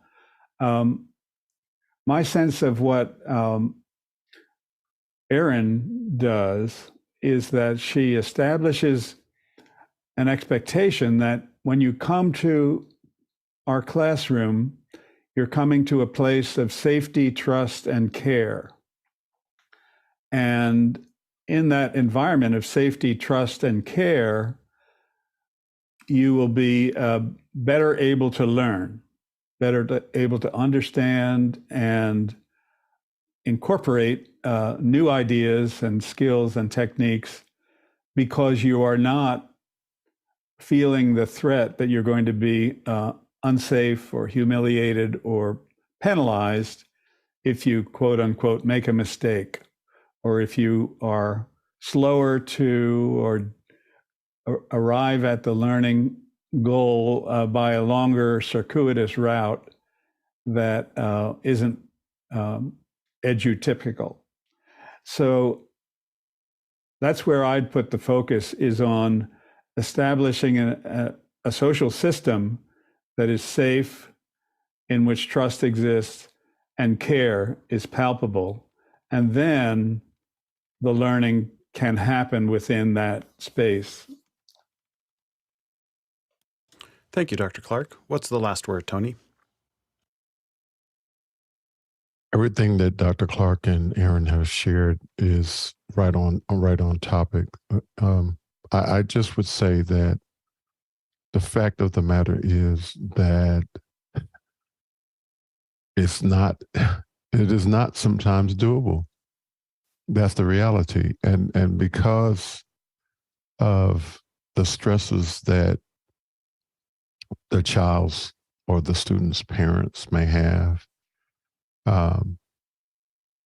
that classroom is the only safe space. And the question becomes, why is it that some children are able to have a positive external environment to live in and others are not? And what can we do to minimize the work that the teachers have to do in terms of providing that safe space during the school hours? So that's a larger question, and not that we can resolve it here, but it is something to think about in terms of what can we do to minimize the external stresses that the parent or parents are having. And we know that when children have less stress in their external environments, they are more in tune with being able to learn when they're in school. That's the reality. Thank you so much, Tony. And it's been an hour. We're barely scratching the surface, but thank you, panel, for our discussion and guidance on stress in the classroom. I love every Saturday watching our conversation emerge, growing where the sunlight shines instead of where I might expect it to travel. Well, today we traveled about 51,430 physical miles, thanks to the Talala traversal. And one key takeaway for me is that we don't know the backpack that our learners come in with. And so thank you, Aaron, for bringing that up. Every day I learn something new from office hours, and I'm especially appreciative to everyone who makes it possible. Our back-end crew, including Peter Belbin, who's training as technical director, and Javier Alfaro, training as question manager. Great job. If you are interested in training, make sure you sign up in our daily email. And our panel, both educational and general, thank you for availing yourself to our questions with your answers. Finally, producers, thank you so much for asking these great questions. Without them, the show would be impossible. It takes a community for quality like this, and I, for one, am proud to be a part of Office Hours community. As a programming note, anyone who'd like to contribute to our Saturday hour, we will be meeting tomorrow in Zoom to discuss our show topics through the rest of the year. Ping me in Discord for the meeting link if you'd like to join.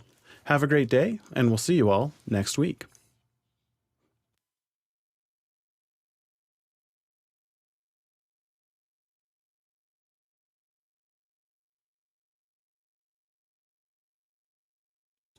Great conversation. Thanks, everybody. That was lovely. Rico.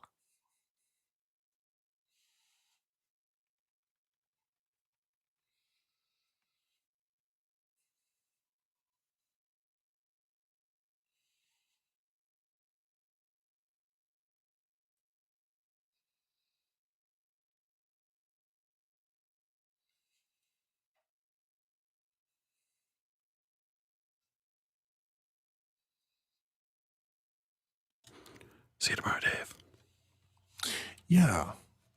Looking forward to brainstorming Indeed. some more. Bye. All right. Bye now.